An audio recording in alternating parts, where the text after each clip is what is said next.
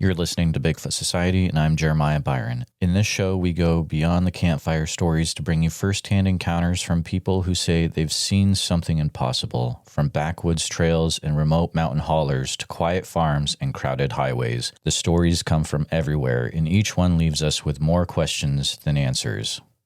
These are the voices of the people who've lived it, so settle in, because today you'll hear another account that just might change the way you see the woods forever. So stay with us. Hi there. How are you doing? Hey, what's up, bro? Hey, not much. Hey, What brings you up? I've been holding this for years. I've been looking at a lot of Bigfoot stuff. We had an encounter way back in the day, man, before you had internet or anything, pictures to even give us a reference of what we were seeing. But we kind of grew up with them, man. They you'll play in our yard and they'll just hang out and watch us. Where I lived, it was a neighborhood and it had one big creek that separate everybody's backyard. So for years, the neighborhood is real old. It's right next to a military base. So for years, a lot of people would just dump their trash in the backyard on the banks on both sides of the creek. And it piled up real bad, man. So at the end of this creek, it was a fence that blocks. They can only go this far or go back the other way. So when I was young, I remember looking at my back window and I was like, Dad, what is that? Is that a bear? And he was like, no, it's no bears back here.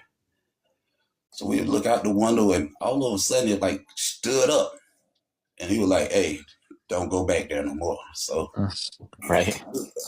we were like a bunch of kids and I'm shaking, man, because I really don't even know if I'm supposed to talk about this. But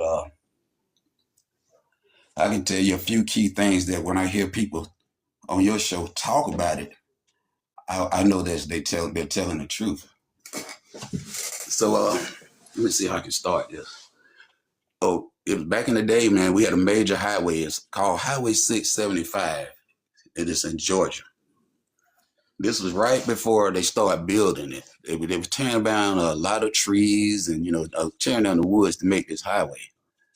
And that's when they really got bad. I've been saying them since I'm 53 now. I've been saying them since about 8 years old. But when I was telling you about the creek and the people throwing the trash out, we would see them like just going in the trash pile up on the bank. The bank would be like 20 feet high on each side of the creek. And they would just be like, the first time I saw the small one, that's the one I told my dad about. And I remember doing exactly what he told me not to do. So I look out the window and I would see it sit there every day. It would leave every day by the time it gets dark. It'll show up maybe in the summertime, it gets dark by 8, 9 o'clock. So it would show up maybe about 5 or 6 o'clock. And it would go up on the bank and go through the trash and stuff. And, it'll be eating and stuff. So I saw it sitting like on a limb, a branch.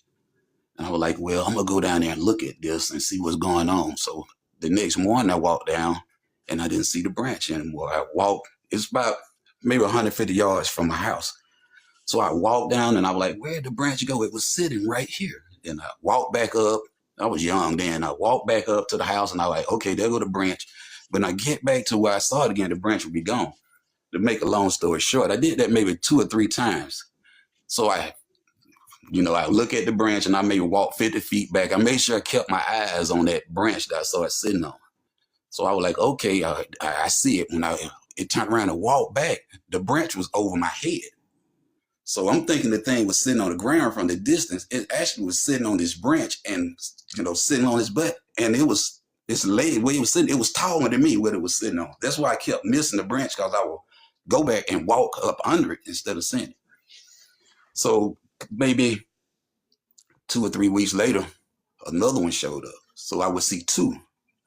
I thought the one I was seeing of the baby, I thought it was huge. It had to be about, probably 8 feet, 9 feet. A couple of days later, the other one showed up. It was a little bit, it was taller. And I never heard them talk, but you can see them interacting just like people. They'll be passing something to the other one, might eat it, and they kind of like, hey, son, how you doing? But you never see them talk. They were just doing that. So maybe a week later, another one showed up. So you can actually tell that's the daddy, that's the mama, and that's the baby. If you see one alone, you just think that's it.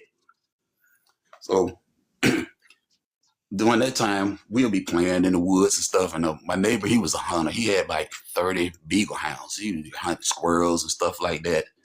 And he would see the things and stuff. And he was like, hey, y'all come out the woods. So he really actually he had been seeing it for years, but he actually needed us to make sure that he was sane. Right, so right. He was like, hey, man, did y'all see that? And we were like, yeah, we see it. And I tell you one thing, but my interpretation of them, they are harmless. If you look at it in his face, it kind of looked like, I don't know if you remember the old Superman cartoon where he had the hard square chin and the predominant nose.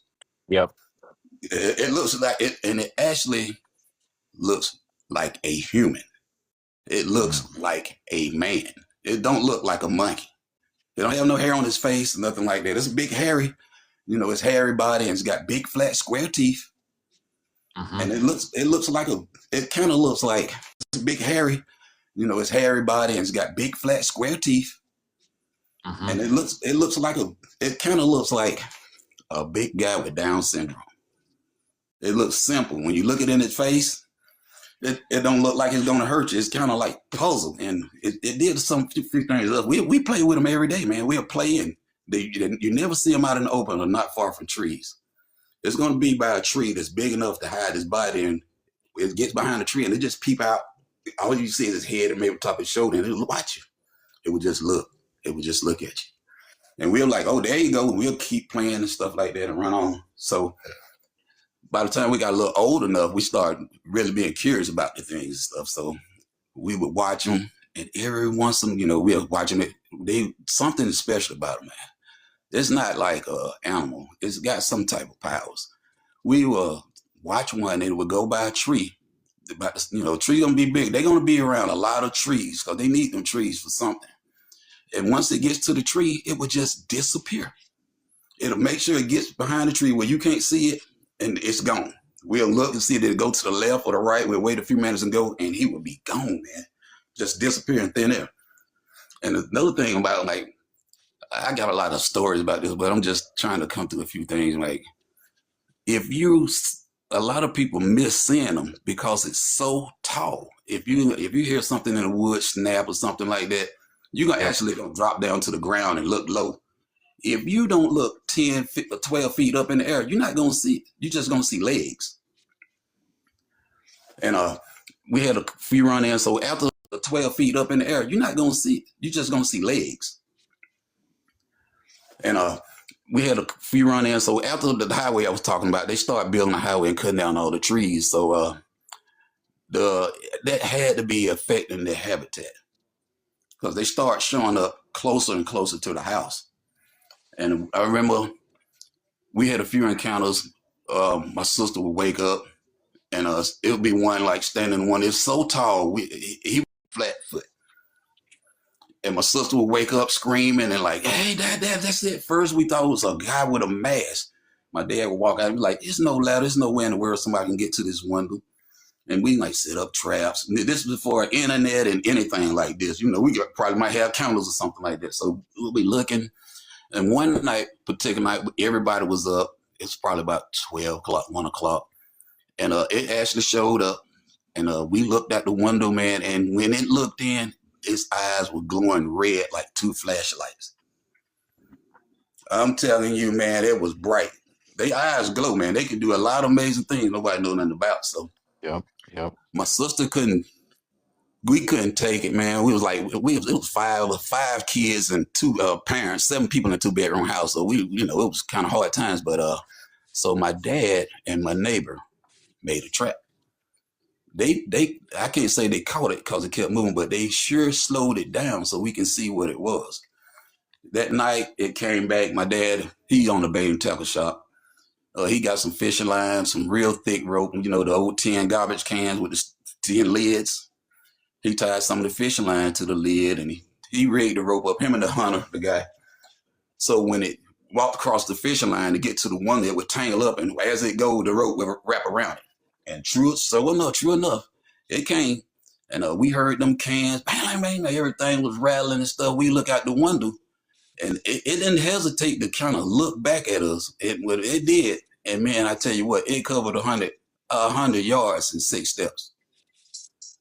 I mean, that thing, it looks like it was running in slow motion, but that dude, man, 6 steps, it was 100 yards easy. He was gone. And like it was running in slow motion, but that dude, man, 6 steps, it was 100 yards easy. He was gone. And the rope kind of came tied around his leg. I mean, it was some thick rope. We didn't get to go out there that night. Everybody was scared. But the next morning, the rope had wrapped around some trees, maybe 7-8 inch diameter or something like that. Pulled them completely out the ground, the roots and everything. And we finally found the rope, but the rope wasn't broke. It just, I guess it just got loose. But I'm going to tell you about some of these things, man. Like, I'm kind of nervous, man, just even talking about this stuff, man. There's been so many, some of these things, man. But I live by a military base. Mm-hmm. If you go to, let me see what this is. Tanner Church Road. It's a church in Ellenwood. It's Ellenwood, Georgia. It's called Tanner Church. It's one of the most haunted. One thing about these things, it's other things that hang around it that we're not talking about right now. They all kind of seem to use the same pathway, and they all kind of hang out around the same places. And they all, like, I guess that's where their portals at or something like that. But the place that I'm talking about, I don't even know if I'm supposed to tell this. It's Fort Gillum, Georgia. It's a military base called Fort Gillum. And Fort Gillum has a reputation of, man, they got a lot of contamination. It really don't supposed to be anybody there now. So we were kind of really thinking that might be the reason why we were seeing things and stuff like that. But we really didn't know. So, man, I'm nervous, man. I don't even know if I'm supposed to be talking about this, but you're doing great. You're doing great. So, few things that I can tell you that I know to be true. That the thing is, the biggest one I seen, the only thing I can reference with, it's a playground in our neighborhood, and playground, a basketball goal was 10 foot. His head would be at the top of the goal, the back goal, mm-hmm. The biggest one. So I guess that was 12 feet. I think the basketball goal from the round to the ground is 10 feet. It's about 12 feet. So they started building the highway. I mean, they was coming out. This area is full of landfills. This is like on the south side of Clayton County, and this was just nothing but landfill. And I can think that, I know if you see a landfill, now they got some type of tarp that goes over the landfill that keeps things from getting out. But it had got so bad over here in the years that we actually, the whole neighborhood, it's still a lot of people, my whole neighborhood seeing this. It's a lot of people still alive. They just get on, they ain't like me. They're like, yeah, man, we seen it, man, this and that. I used to do this. But we think that the reason why they were putting that tarp on the landfills around here, because the Bigfoots, everybody was seeing them at the landfill. I mean, like, man, the people that drive the trucks, we all live in the same neighborhood. And I don't know if you know that people get off work, they all hang around and drink beer, bootleg at a house. Oh, so okay, all right. Work, yeah, they just be hanging out, and they were like, yeah, man, I had to get off the truck, man, because we seen the Bigfoot out there, and they made us leave. They didn't know what it was, but they knew what it was. But a few things about it, it looks, if someone actually seen one, or seen the ones that we saw, you will absolutely say that is human. It's got a lot of human DNA. It looks just like a man. It don't look like a monster.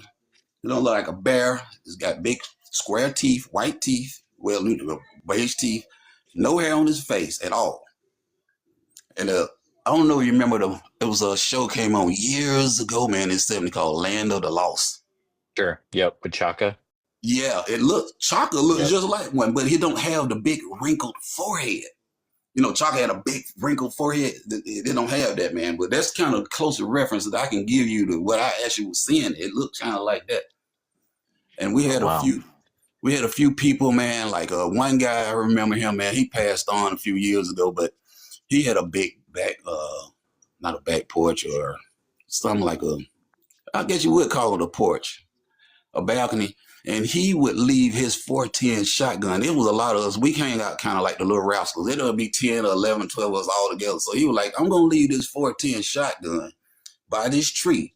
If y'all see that thing, shoot it, because I'm tired of busting the floor out on my porch. And he was like, just go and get it.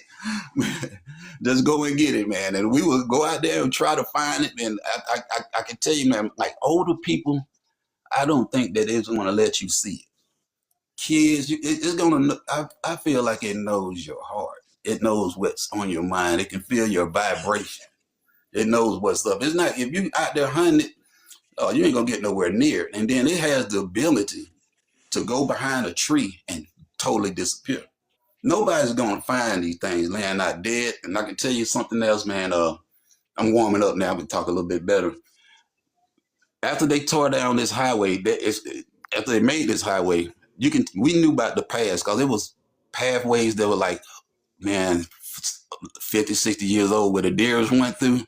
And it was like, if you walk through the path might be up halfway up your ankle. That's how deep of a rut it was, because all the animals was going there. They're not ever going to be alone. It's going to be one every 7,500 feet, every 50 yards in a straight line to where they're coming from.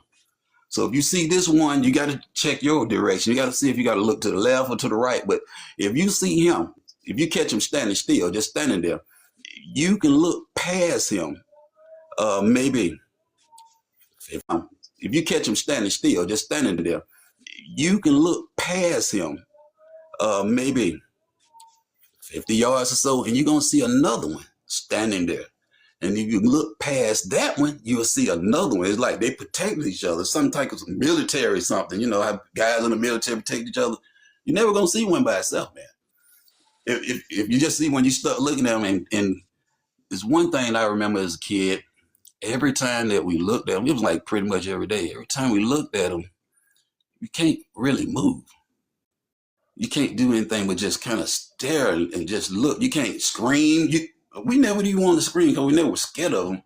But it kind of does something to you. You just can't do nothing but stand there and look at it while it looks at you. And so I had a run in, man. I was with my friend in the same neighborhood.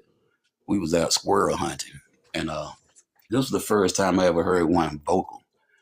And it was getting close to dark. We probably had about 15 minutes for it to get dark or something like that. My friend had went on up to the car, and I'm still out in the woods messing around and stuff, man. And I got into there's another place, bamboo. If you got a lot of thick bamboo forest or something like that, we used to see them always chasing the deer. Well, they don't chase, they don't run, but they always try to like herd the deer toward the bamboo so they can't get in there and run real fast and get away from them. So I was out there, man. I got in that bamboo forest. It was getting dark, and I was getting ready to come back in, and boom, big rock. It falls. It hits the ground probably about 6 or 7 feet next to me. So I'm like automatically drop down, looking down. I had a 12-gauge shotgun, and I reached over. I'm looking around for what the noise was, because deer will stomp. You get around a deer, to stomp, hit the ground. But this was way louder than that. And so I looked and I was like, man, what's this rock? This rock wasn't here just a second ago. When I flipped the rock over, the bottom of the rock was dry. And when I picked the rock up, the grass came right back up. So I knew that rock had just got there. So when I picked the rock up, man, I'm just looking. I'm like, man, something just threw this. And all of a sudden, it was just like a loud, it didn't sound like a monkey or nothing like that. It was like, it kind of sounded like a frequency. It was deep. And man, it shook I felt it in the ground. I felt it in my shoes. My clothes shook. My whole body, I felt it, man. I mean, it was, and man, I came out the woods, man. It got dark at that point, man.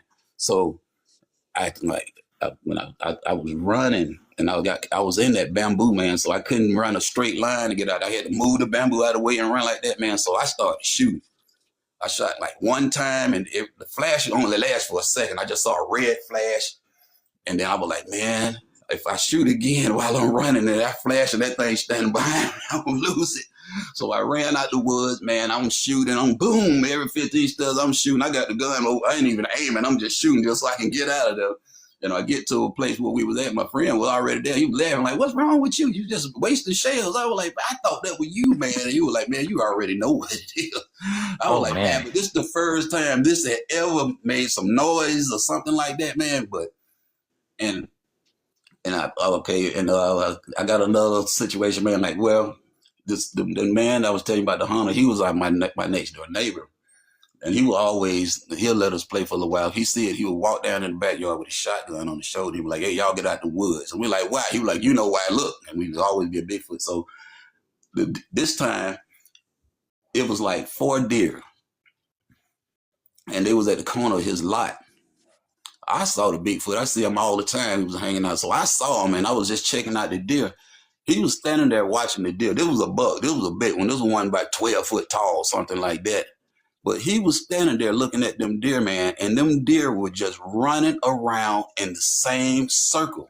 He could go, either deer could have went left, right, straight, anywhere. They would not just do, like he had control of them. They were just running around through the trees in a circle. Running around. And the old guy was like, "Hey, man, get off him back there, man. He getting ready to eat." And I'm like, he was just now opening up to me that he had been seeing these things for 30, 40 years. By this time, I had got about 12 or something like that. Oh, wow. So we were standing there watching the deer run around in a circle like they were possessed. And the Bigfoot, he was just kind of hanging out by the tree, just standing by the tree. And one of the deer got too close to him. And, man, he hit that thing on his back, like right behind where his neck meet his back, and knocked all 4 of his legs out to the ground. His stomach hit the ground like boom. And we were like, damn, to the guy, he was worried about that damn gun. He was like, "Bring your ass home." And we went up to the house, and I would just stay gone about maybe 15, 20 minutes. He went and got some more artillery, and he was like, "You come with me." And we went down there, and that deer was gone. Well, I never seen him eat one. I never seen them eat one, but I have seen them just stand there and excuse me, I ain't want to cuss anything, and the deer would go crazy, but they would never run too far away. They were just like, they were trapped like it was a force field, like an electric fence or something. They would never go too far, man. And we had right when they start, right when camera phones and stuff like that started coming out, everything started to disappear and go away. But if you go to Anvil Block Road, Anvil Block, that's Ellenwood, Georgia, Fort Gillum. That is the hottest spot that I have ever seen. You will see multiples. I haven't seen these things now in about 15, 20 years. But they don't be alone, man. If you see one, it's like roaches or rats or snakes. If you see one, it's a mama, daddy, and 2 brothers around, man. I mean, it's been years. I got so many different stories, and we also have other things, man, that's not Bigfoot, but it's other things, man, that we seen in like everyday situation. But Tanner Church Road, Tanner Church is a church on the road, on Rock Cut Road. If that, you can go to that church back in the day anytime. It'll be it's a lot of trees. Right now, it's a highway and a road and everything. Everything's all cut up. But if you would go to that place right there, you will always see them at the end of the church lot, standing next to the trees. They're not gonna be far from some trees, man. I see a lot of videos of people, they running out through the Bigfoot running through the field and the Bigfoot doing this. I had never seen one that far away from cover. And I have seen a lot. I tell you what, I had been going away from here. I used to paint. I used to work for Universal Studios. I painted cars for Fast and the Furious and stuff. You probably look on my page. Oh, cool. That's awesome, dude. Yeah, I had a stroke a few years ago, man. I had to retire and come back to the same neighborhood. And the first thing we did, me and my wife, we went back there. She seen it too. We growed up together. So we were like, if you going back to that house, actually the guy that I'll tell you that was the hunter, he passed away. And they gave me his house. So me and my wife, I'm like, hey, you know what's back there? So we went back there and made a pond, cleaned it out, and everything. We were putting apples and corn and everything. Like, just don't come back to the house. And it was a tree. I can say it was an oak tree, and it's a big old oak tree, man. It kind of had a come from one stem and grow up in like two pieces. It looked like a giant Y. And that was the tree I always noticed that he would go behind because it was the biggest tree out the lot. But it looked like it was a marked tree. It looked like something had made that tree like that. We see a lot of trees like them grow normal around them spots. So me and her were like, hey, there go the tree. And we're like, yeah, you remember when we used to see this? I'm like, okay, yeah. So listen, man, this is a true story. I got pictures and videos, all this stuff. But that tree, man, about a week after we started clearing that lot out, we had the grass, we planted grass and everything. We went back there and that tree had fell. It came up from the roots. I don't know, it wasn't a storm that fell, but it came up from the roots. And we looked up in that tree, bro. You can tell that it was up in there. It wasn't a buck. It couldn't have been a big one like that because the tree wasn't that big. But inside of that tree, it looked like somebody had polished it. Like it might have been like it was just in there spinning around or something for years or whatever. But it was polished, man, all the way up. The tree had to be at least 40, 50 feet tall. But the polishing only went up to about maybe 20 feet, something like that. And man, listen, I don't know how this goes or whatever, man, but we went back there, man. About 3 days later, the tree was cut in 6 pieces with no sawdust. And I was like, oh we gotta leave this alone. You have some incredible accounts from Georgia. I just appreciate you coming up and sharing some of these tonight. Are you cool if I use this our conversation, the audio from it in my Bigfoot podcast that I have? Yeah, you can, man. I can make it better. I'm so nervous, man. I ain't really trying to make it better, but I got so many stories, man. This is just coming out like this random. I guess God is just putting out. But I was been scared for so many years because I'm like, I'm so close to these things, and I've seen so much. I'm like, it's probably not for me to talk about it, but since I've been looking at all the spaceships supposed to be here in 2 weeks and all of this, I'm like, I guess this is the time it was waiting for me to The time. say something about it, man. Because, hey, man, my friends, we get tired of talking about it, bro.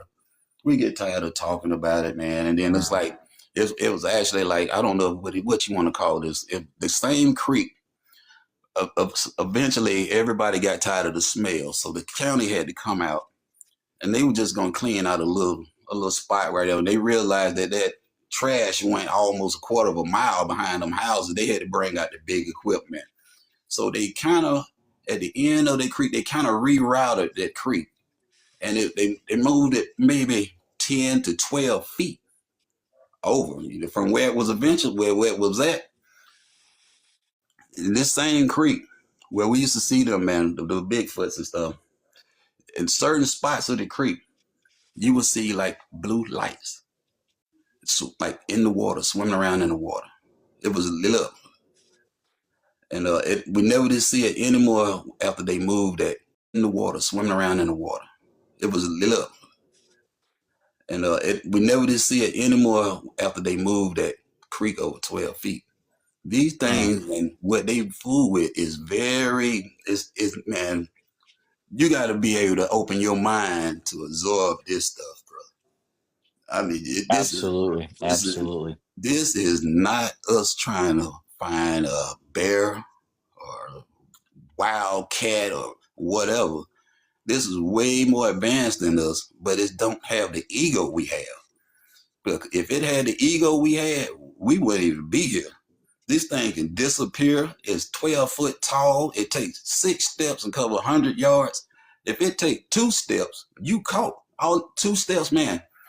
Well, I don't see anything take 2 steps. It looks like it's moving in slow motion, man. But I see it take 2 steps, man. I say 2 steps might get it 100 feet. If you try to take out running, he got you. I'm telling you, he got you. Oh, no doubt about that. You're not getting away unless he wants you to. But brother, I appreciate you coming up. I've got a few people to check in with, it looks like here, but man, I'm just so glad that you're able to start talking. So hopefully we'll connect with you in the future as well. Okay, man, y'all you take it easy, man, and like I can tell you a few key things, man, that I know for a fact. They're gonna I had to tell you, man, that it don't look like a bear. It look like a human, Mm. and it's gonna be big square teeth, no sharp teeth, no canines or nothing like that. This height, the 10 foot, the 10, 12 foot tall, all of that is true. And they come in when we saw the three, I saw the family together, every one of them was a different color. One was like dark brown, the other one kind of like sandy, and the other one darker. Neither one of them was the same color. But I'm gonna let you go, man. I'm gonna get my nerves back down. And All man, right, brother. you let me speak, man. You can use whatever you want, man. Have a good one. Thank you. Yeah. Oof. That was intense. Thank you. Thank you, Hardy. Looking at the comments real quick.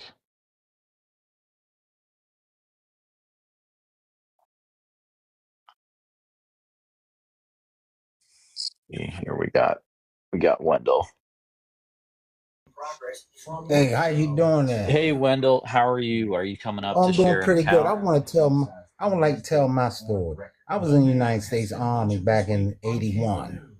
Okay. And I was down in Fort Benning, Georgia. Sorry, real quick. The TV in the background is pretty loud. Are you able to adjust the volume on that? Thank you. I was down in Fort Benning, Georgia, back in the '80s, early '80s. And they took us out, they take us out in the woods late at night. This particular night they took us out there, man. We heard something strange voices walking with us as we march along. They say, don't say nothing, keep on moving.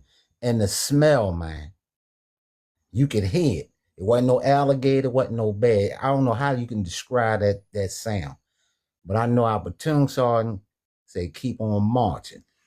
Now, that was almost 30 years ago. Lately, here in Baltimore, I live on a golf course. About 5 o'clock in the morning, I see a creature about 13, 14 feet tall. You couldn't even see his face. He ain't had no shoes on.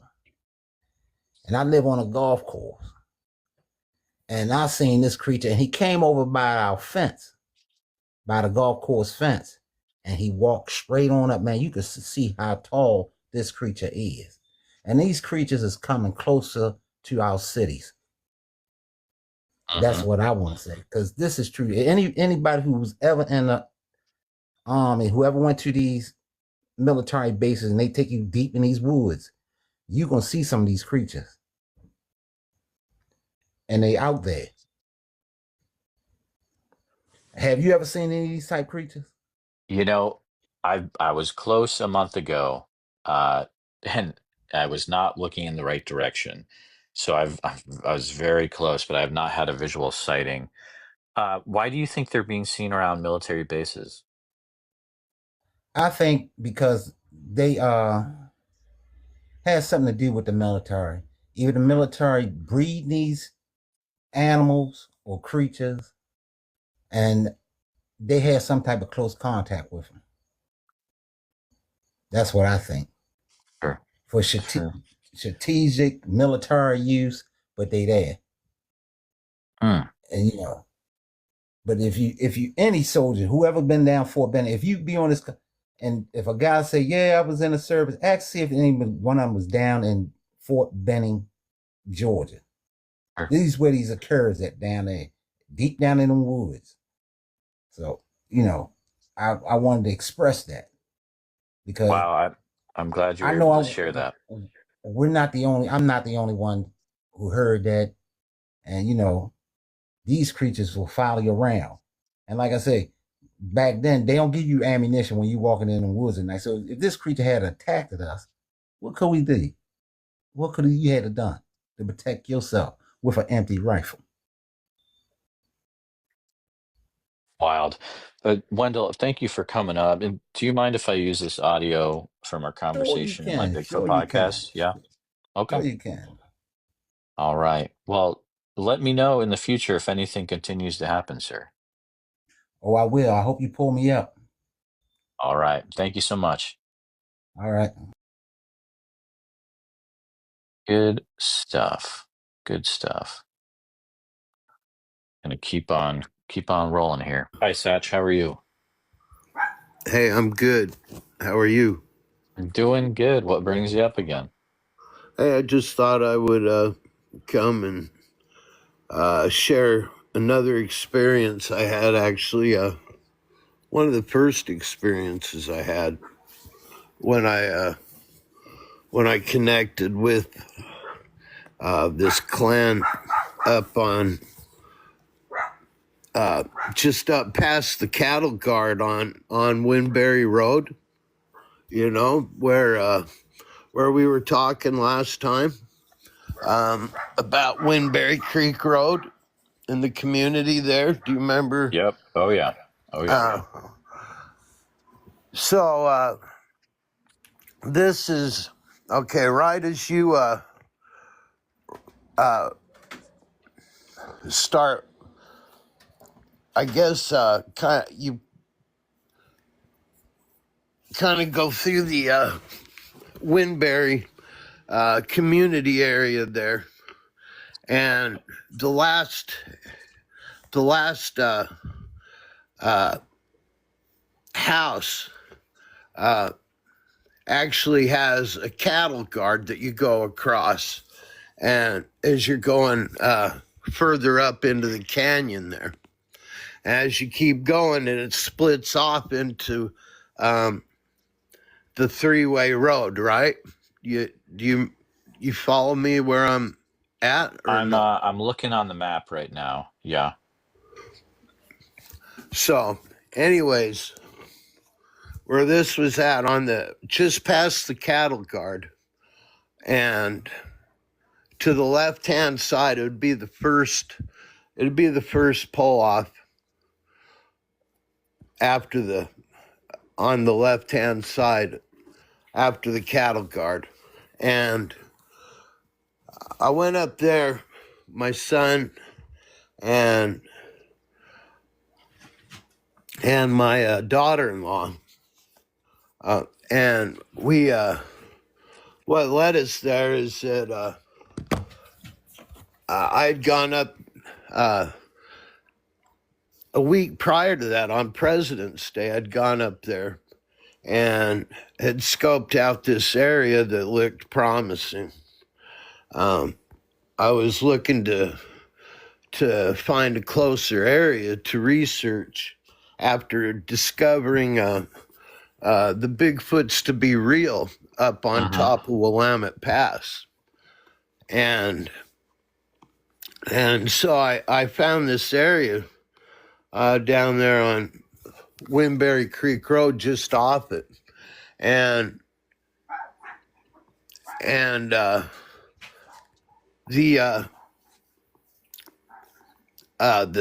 went up there with my daughter, or my granddaughter, sorry, I'm nervous too, man. I get so nervous when I'm... You're doing good. You're doing good.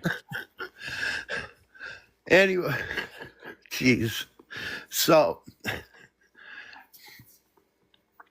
we go up this road, and my granddaughter, and my wife at the time, and it's on President's Day. We go up to this and check out this area, and I find all these footprints and stuff like that, and it looks really promising. And I gather up, I take some pictures and stuff like that, and find all these footprints as I get up there at the top of this landing area. By the time we get up to this landing, it is night had set in, and no sooner we got to the top of this landing and stopped to rest than this weird UFO, this yellowish light, went over our heads really slow, really slow, and didn't make a sound. And had no blinking lights on it or anything. It was just like this yellowish orb, if you will. And it disappeared, it went over our heads and disappeared beyond the tree line and out of sight. We were looking at each other like, wow, that was pretty interesting, you know. And so we start making our way towards the tree line, and I'm out of shape at this time, you know. I'm, to be honest with you, I had just quit smoking, and it, you know, I had, it took me a lot of energy just to get up to this place. So as we're approaching this, as we're approaching this tree line, I hear what I think is a whoop. And I'm like, did you guys hear that? And they're like, no, we didn't hear anything. It was soft, you know? And I'm like, geez. And I thought maybe it was just me wheezing or something. And then I just chalked it up to that, you know? And so we went up to this road a little further into the tree line, and I found this huge boulder in the ground, and took this and then located this big rock, and went up to it and smacked it against the boulder, you know, 3 times. Bam, bam, bam, you know. And we stood there, listened, nothing, you know. And we started to walk up the road a little further, and just as we did, all of a sudden we hear this woo. Nice.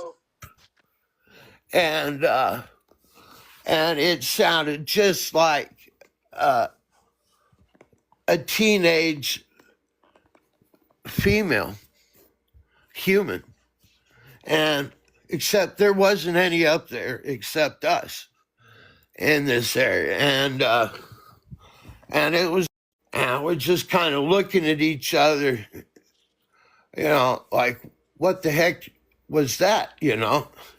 And without knowing what else to do, you know, I was like, Nicole, you know, why don't you try to do the same thing, see if you can exact what you just heard, you know, see if you can just replicate that. And I'm not kidding you, man. She worked it up, and she gave it her best, and she nailed it, man. And no sooner than that than all of these whoops started descending upon us, man. Whoop, whoop, from different directions, closing in on us, freaking smashing foliage and stuff under the, you can hear it, you can feel it in your chest, you know, the intense weight of this foliage being smashed under the feet of these beings, you know. And it's just and they're closing in around us, probably 5 or. Oh no, he muted himself. Oh, Dang, am I you're back? back. You're back. Yeah. Okay, sorry about that. Yeah. There's probably 5 or 6 of them that have closed in around us, you know, and we're like, what in the heck, man? And no sooner than that happens than something right beside us,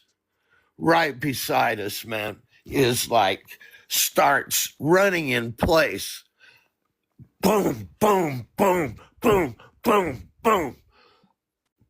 And it's literally, we can literally feel it. It's jolting us up all of us, we can feel it into our chests, how, the intense weight of this right next to us, something running in place that we cannot see. And it's, I mean, literally right next to us, within 6 feet, I would say, I mean, that close. And yet we can see nothing. We're peering out with the flashlights and we can see nothing. We can see nothing that smashed all this foliage. It was right there. It all happened right here within feet of us. And so nervous, I was like, let's try to get a fire going, And so when I tried to gather up this stuff to get a fire going, but it was no use, man. It was just too cold, and the foliage was just too damp and stuff. There's just not enough dry anything to get any kind of fire going. And Nicole at that time, she's like, guys, I'm starting to get cold, and I think we ought to go home. And so we packed up and went back to the Jeep, where we sat in the Jeep for probably 45 minutes to an hour in silence, just reflecting on what had just happened. And it was so intense, man. That's incredible. I gotta hand it to you for sticking around after all that happened and staying there. I took that cue from people that I knew in the Bigfoot community. It was like, they're not, they're not out to get you, and I, by then I had already, withstood some pretty intimidating things, by myself, up on Willamette Pass that I was telling you about last time. Right. And so, I was putting my trust in them at that point. It was like, and as nervous as I was, none of us ever felt like we were in any kind of impending danger. It was intimidating for a minute, but it was exhilarating, like That's amazing. no Wow. other experience you could even imagine. And things just got crazier from there. That's just where things began to take off for me. The next thing I know, I'm starting to take pictures of them and stuff, and they start showing up in my, I went through a test with them, and by the time I passed this test with them, I know a lot of people have received gifts from them.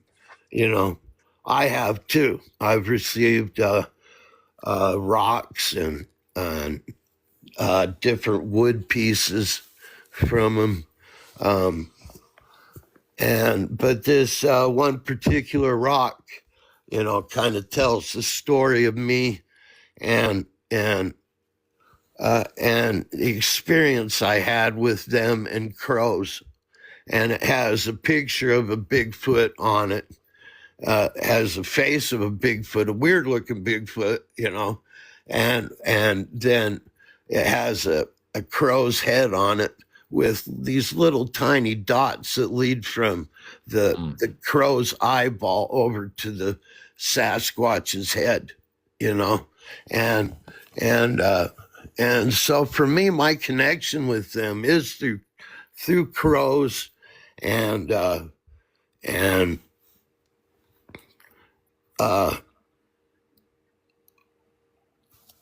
when they started, one of the things tests they put me through is when right after that experience I just told you about, I went up there 2 days later to pour castings in some of the footprints I'd found the previous time, and gone up there and went to pour these castings, and all of a sudden these crows, like 1,000-pound crows, started cawing at me from across this ravine, right? Like, caw, caw, caw, and so strong, and with such a force that you could feel it almost, feel the sound of it hit you. It was so big of a caw. Feel the sound of it hit you. It was so big of a caw, like 1,000-pound crows, Oh, wow, really? And that are doing this, and like 7 of them. I think it's all the same ones that were whooping, that were descending upon us that before. They were the ones doing this, and they sat there and caught, and different Bigfoots responded by cawing all the way down by my car, which was down, I'm back up on top of this landing again, and my car is way down below me, and these caws, they're coming down from across this ravine and down by my car, across the creek, and back up this other mountain, and down by my car. These caws started. It worked up all the other crows, and they all sprang from where they roosted. It was like a scene out of Alfred Hitchcock or something, man, where there was like 1,000 crows that just sprang right above my head, man. Just bam, from where they roosted, and they're all flying around, and my head flying. It was crazy. I'm looking up, and I've got my vape in my hands, and like I said, because I just quit smoking, so I had, I have my vape in my hands, and I kid you not, I'm telling this same story to a research partner of mine, a friend of mine, and all of a sudden these clouds come up and start making the shapes of the crows and the Sasquatch and me holding my vape, and it shows all this in the clouds, man. And I have pictures of it all. Wow, and that's some wild stuff, dude. It is intense, my friend. For sure. Like nothing you have ever grasped. I mean, when I say that I have pictures of giants, I have actual photographs of giants, man, and them manifesting themselves, in ways that are just too bizarre to ever be able to hoax, if you will.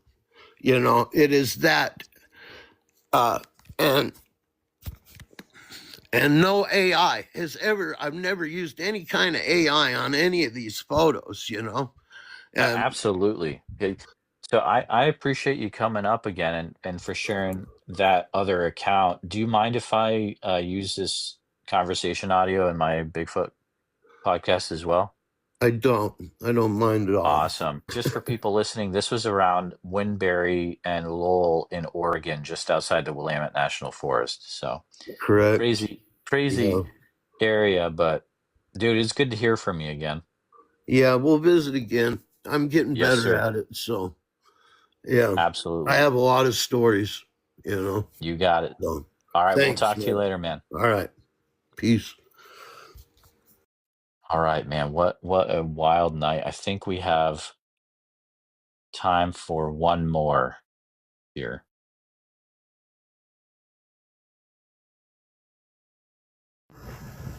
Hey, Jesse, how are you? Hey, I'm doing all right. Just a little nervous Awesome. about telling my story on here. But yeah, back in 2014, me and my family. This is Northern California. Me and my Okay. family decided to go up to the snow. It was on Christmas, and so we start heading out to the woods, deep in uh, God, I can't remember what it's called. Plumas National Forest.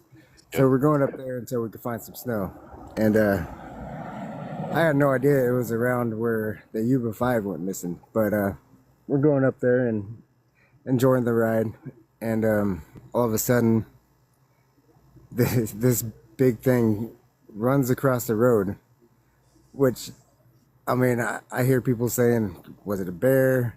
Was it this? I mean, you can't mistake something running like a man that's full of fur and huge. Like the chest was big as a hood. I mean, I'm not exaggerating. I mean, this was crazy. It took like 3 steps. It was already all the way across the road and up in the trees. And we slammed on the brakes. I was scared to death to get out, but I get out and I'm like, I want to look for some prints, and I started recording right then, and you could hear my family. We seen a Bigfoot. Everyone's screaming, it's a Bigfoot. I go up to this tree that I seen it past, right? And this tree was about 12 foot tall. I really didn't think it was as tall as what I seen, but when I walked up to the tree, it went past. It was only like maybe a half a foot below this tree, and that's what scared the crap out of me right then. And that's when I got back in the car, and I wasn't about to sit there with my family knowing this thing's that big and that fast. It could run out and pick me up and rip me in half, no problem. It was it was amazing to see, but it was scary, right? And then this was 2014. Last year, Okay. me and my brother decided to go up to Inskip, past Paradise, California, and we were just wanting to go up to the snow. But we were talking about what I seen all the way up there. I'm like, dude, it would be awesome if we did some whooping and yelling for Bigfoot, and he's laughing at me. And we get up there, and I start making some noise. He's laughing at me. Then we hear some weird chattering noise, and there's no driveways, there's no houses, there's nothing for miles. It's just woods and snow. It's about 3 foot of snow. And so we're sitting there for like a half an hour just standing there staring because we don't know what we're hearing. So I do another whooping sound. And then we hear some deep, like it was like a deep voice out in the woods, but it wasn't saying anything. It was just mumbling. And I'm like laughing because there's nobody around for miles. And my brother's face looks like he just seen a ghost. And he's like, "What was that?" I'm like, "I don't know. I'm not sure." I'm like, "Dude, what if it is big? What if it's a Bigfoot, dude? I seen one. I know they're real." He's all, "There's no way." I'm like, "Dude, what if though? You know?" And we talked for like an hour while it's snowing. Then he starts running up the road a little bit. I can still see him. He's got his dog. He's playing in the snow with the dog. I'm still staring off down the hill where I heard that noise. So I do another whooping sound and just make some other sounds. And then something scared the crap out of me. It was the scariest thing I've ever been through. And I've been through a lot. And this was, I mean, it got my heart pumping. It was insane. It sounded like an elephant coming up the hill with like plywood strapped to its legs. The snow was Wow. crushing it was insane. It was like a car rolling down the hill, but I can only see like 30 feet in front of me, and then it's all brush and snow. So I'm trying to figure out, is it snowfall? Is it trees falling? But it was in the sound of footsteps, just just getting louder and coming up the hill. And I start screaming at my brother, dude, bro, come here, quick. I'm screaming. And he looks at me. His face looked like he was about to die. He starts running towards me. He's like, what is that? And he jumps in the car. He leaves his dog outside the car. That's how scared he was. Opens the door, lets his dog in. I'm still standing there. He's like yelling at me, get in, stupid. I'm like, dude, what? No way, dude. I got to get this on camera. Give me my phone. And he hands me my phone. And after that, I mean, nothing happens. But I'm still sitting there. My knees are rocking. I'm like, no way did we just hear what we just heard? No way. That sound of it coming up the hill, it was, that guy wasn't lying. You feel that in your chest. It was, it was in, and there's nothing out there except for me, him, his vehicle, and quiet snow, and some weird noises that we were hearing. And then after that stomping stuff, I couldn't get him to stay to do some more, and so we were out of there. But those were my two experiences. I mean, I've seen the Patterson film when growing up, and I always loved the thought of Bigfoot, but I didn't think he was real. I thought it was, a guy in a suit or something like that. But after what I seen in 2014, it totally changed my perspective on life and everything. It's crazy, and you can't really tell people because they look at you like you're insane and you're making up stuff and you're just a storyteller now. But I just, all I got to say is just wait till you have your experience. Go out there and try to make an experience happen. If it doesn't happen, try again. Go to places where nobody's at. Go far deep in the woods as far as you can, and just keep trying because. There's something out there. There's something that people call a Bigfoot. I'm not really sure what it is. I don't know if it's like connected to aliens and stuff like that. I don't really believe that, but I mean, it could be people's experiences. I don't ever aliens and stuff like that. I don't really believe that, but I mean, it could be people's experiences. I don't ever turn away people's stories anymore, no matter how crazy it is. I know there's some kind of truth. I mean, after what I've seen, and this last year up in the mountains, yeah, God, man, I'm not sure if I want to run into it now, but but I'm gonna keep trying. But I just wish I would have got that on my camera. But I'm telling you, the first thing you think when you hear something like that is, should I run? Should I get out of here? It's not. Should I pick up my phone and record this? It's not like that. There's no way. You're going to freak out. You're going to freeze. You're just not going to pick up a phone and record it. And I think that's why we don't get that good videos, It's truly something, you'll never experience something like that. But hey, thank you for having me on and everything. And I don't want to waste your time, but thank you for hearing me. And this is the first time I ever told this story. Hey, thank you for coming up and for trusting us enough to share your stories. Do you mind if I use the audio for this in my Bigfoot podcast? Hey, you can, yeah. Where do I find this podcast? So the podcast name is Bigfoot Society. Okay. Oh, I heard of this. Okay. Okay, cool. All right, yeah. Yeah, sure, you can use it. Cool. Awesome. Well, thank you. And thank you for coming up. I appreciate you. Thank you, everyone, for listening. And I hope you guys all have a good night. Thank you for listening to this episode of the Bigfoot Society podcast. Every encounter we share reminds us that the world is bigger and stranger than we think, and that the truth is often hiding just beyond the tree line. If you enjoyed this episode, please be sure to subscribe to the channel on YouTube, hit the bell so you don't miss the next episode, and share this with a friend who's into mysteries, monsters, or the unexplained. And if you're listening to us on Spotify or Apple Podcast, please follow the show there and leave us a 5-star positive review, because all that helps more people discover the show. And remember, if you or someone you know has had a Bigfoot sighting, please, I'd love to hear from you. So email me at bigfootsociety@gmail.com and let's start the conversation. If you haven't gotten a chance yet, check out our membership community over at www.bigfootsocietypodcast.com. And that's where you can hear tomorrow's episode today, early and ad-free, and members-only episodes every week. Also, it's a place to connect with other people that are into the Bigfoot subject as much as you are. Thanks again for following along with the Bigfoot Society. Until next time, keep your eyes open, trust your gut, and never stop asking what else might be out there. And see you in the woods.